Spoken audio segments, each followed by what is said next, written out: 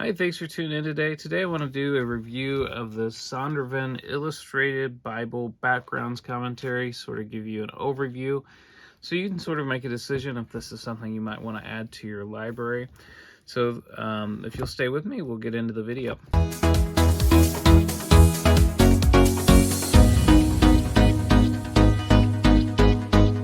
So before we get too deep into the video, I'll just introduce myself. I'm Stephen Hackett, and this channel does things like this. It gives review of books that I think might help enhance your Bible studies. And so thank you, everyone. All the new subscribers, welcome, by the way.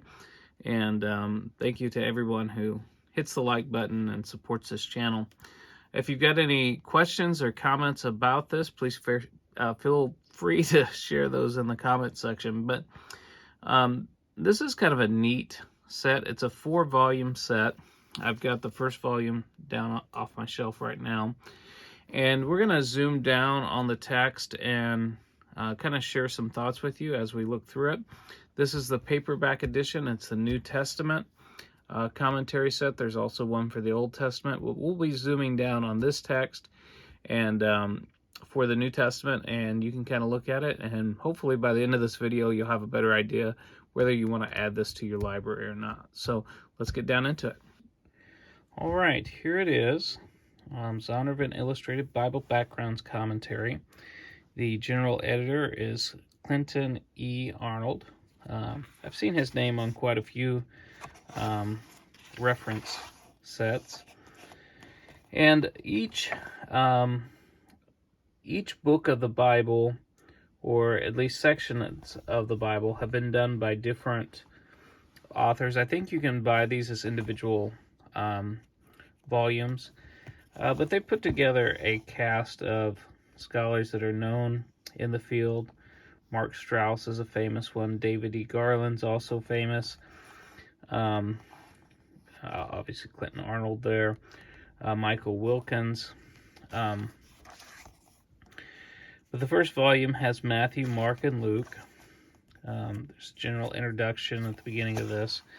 What I want to share with you is, let's turn a little bit more. So you get a general introduction to the book, and this is kind of a nice, it's a little bit, it's not quite glossy, but I'm not sure how else to describe it. But the pages are almost like the thickness of what you get on like the cover of a magazine almost. So they're nice pages with nice color illustrations. And again, you get this general overview, you get a date and the occasion of writing, and just kind of a background of the book. Now, what sets us apart from other types of commentaries is that the idea here is to give you like historical background and cultural information. It also tries to provide somewhat of a commentary. Now, I want to just tell you, for some people this is going to be an advantage, and for some people it might not be quite so much of an advantage. But the fact is that the commentary has been it gives you background commentary as you would expect, but the commentary on the text itself is on a very popular level. So for somebody who's not a specialist, it describes things in terms that people can understand fairly readily. So it's not a highly technical commentary. You'll find sections where it gives you background information about like Herod, and that's really good because sometimes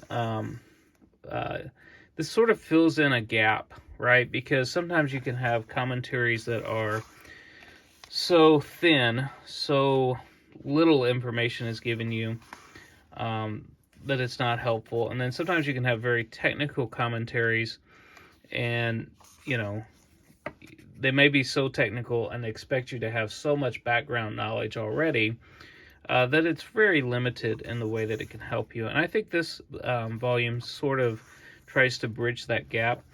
And I always say a picture is worth 1,000 words, and that's really nice because a commentary can kind of explain to you what something might have looked like, but to actually see, when you're talking about a lamp, right?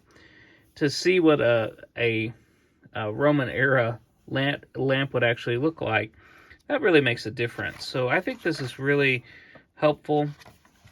As I said, very well illustrated, and lots of just chocked full of background information here. Jesus has said, "Do not throw your pearls to pigs," or "Do not cast your pearls to swine." And it goes into depth how ancient people would have looked at a dog, how they would have thought about a pig, and that's obviously helpful, and especially if you're doing something like sermon preparation or something like that. Sometimes that background information, it can be really interesting and intriguing to your listeners, and this really gives you that, and it gives it to you in such a way that you're not just overwhelmed by picky details that nobody cares about. As I said, very good maps and just lots of really good information. So you can hear Herod's temple described in a lot of words, but to be able to actually see it on the page laid out like this, that's an entirely different deal. So I think even for people who are more advanced, just being able to look through here, have some of these illustrations all in one place, right? So it's not you don't have to go to several different resources to see some of these things. I think it's really nice. And then each one of the writers, has their own kind of perspective and expertise. And so overall, I think these 4 volumes, let me grab the other 3 so you can kind of see them here. You get your 2nd volume, 3rd volume, 4th volume. Now, this is interesting. This is going to intrigue some people possibly. The 4th volume here, obviously you have the book of Revelation. How's it going to handle the book of Revelation? What's interesting here to me is that the author of this commentary on the book of Revelation, this is Mark Wilson, and he lays out both the early date and the late date, and that's going to affect some of the cultural background information on this. But what's interesting here is that Mark himself actually takes the early date, so that's sort of a minority view, but that'll influence kind of how he does some of or works through some of these passages. Sometimes the writer doesn't forcefully argue for their own position. They will present more than one position of the text. And so anyways, I just think these are helpful volumes to have. And I think that if you're thinking about adding these to your library, I think you'll be happy with them. I think they're a good investment to get. Obviously, they have them. There you go. You can see that better. Obviously, they have them in digital editions now. But if you can get them in paper, real books, isn't that so much better? So here's sort of an idea on the size of these. And they're all, maybe 3/4 to an inch thick. So they're pretty good size volumes, chock full of illustrations and information. So overall, my impression of these volumes are quite good. And so hopefully this has helped you make some sort of determination if you would be interested in these volumes. So thanks for sticking with me, and we'll see you on the next one.